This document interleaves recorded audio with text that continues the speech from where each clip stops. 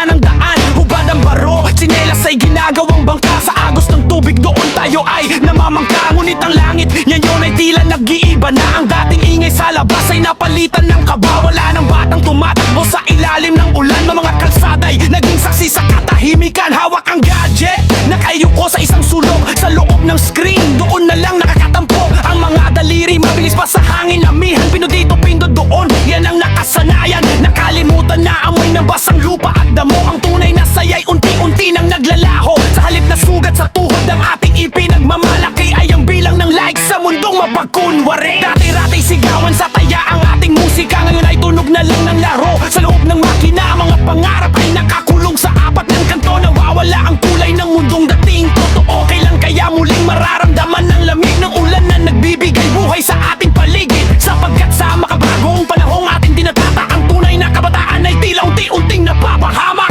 Ang dating ulan na paliguan ngayon ay iniiwasan. Sapagkat sa gadget na lang nakatuon ang ating isipan. Nakalimutan na ang saya ng laro sa gitna ng kalsada. Sa mundo digital ang bata'y tila nakakulong na.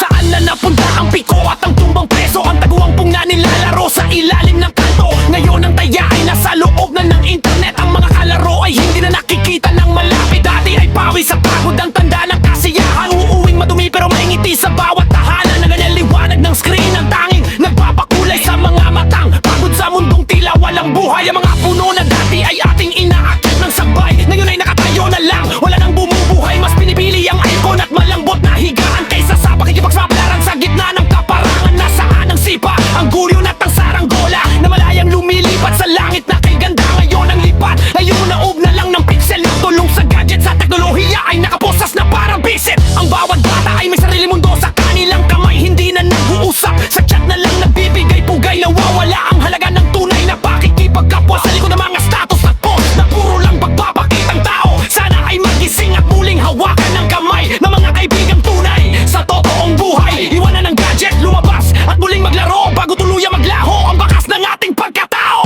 Ang dating ulan na paliguan ay ngayon ay iniwasan. Sapagkat sa gadget na lang nakatuon ang ating isipan. Nakalimutan na ang saya ng laro sa gitna ng kalsada.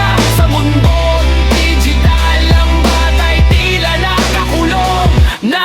Kaya bago tuluyang lamunin ng liwanag ng screen, ang mga alaala ng kahapon ay subukan nating itanim. Iparamdam sa susunod na lahi ang haplos ng ulan at ang sarap ng pagtakbo sa malayang palaruan. Huwag hayaang maging bilanggo sa apat na kanto ng teknolohiyang mabilis, ngunit kung minsa'y mapanlinlang din ito. Ang tunay na koneksyon ay wala sa signal o kuryente, kundi sa tibok ng puso at sa yakap permanente. Bitawan ang gadget, kulimala at muling mangarap.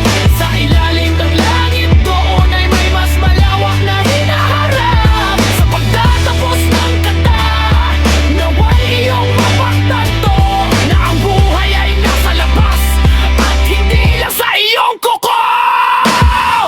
Ang dating ulan na paliguan ngayon ay iniiwasan. Sapagkat sa gadget na lang nakatuon ang ating isipan. Magkalimutan na ang saya ng laro sa gitna ng kalsada. Sa mundo digital ang bata'y tila nakakulong na. Makabagong panahon, makabagong panahon.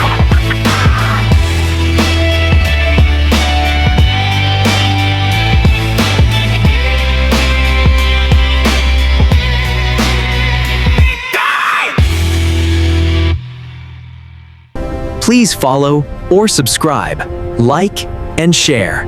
Thank you.